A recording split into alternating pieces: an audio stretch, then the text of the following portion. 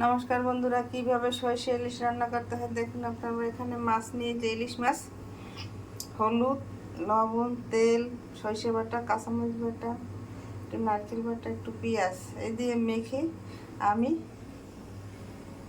চুলায় কড়াই দিয়ে দিলাম, আগুন ধরিয়ে দিলাম।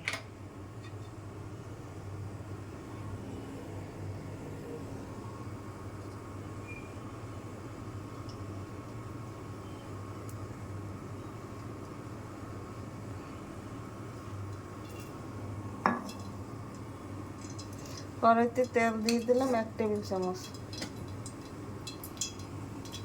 আমি 2 মিনিট পর ফিরে আসছি। 2 মিনিট পর ফিরে এসেছি। ইলিশ মাছ মেখে তেলে দিয়ে দিয়েছি, এখন ফিরিয়ে দেবো।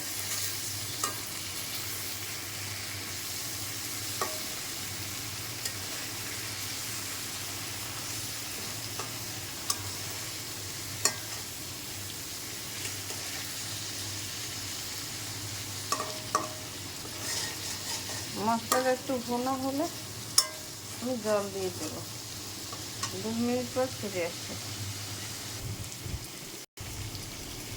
2 মিনিট পর ফিরে আসছি। আমার মশলা ভুনা হয়ে গেছে,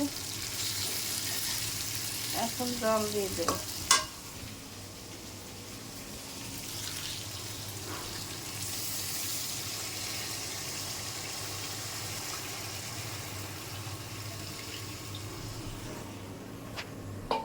পরিমাণ মতো জল দিয়ে দিলাম।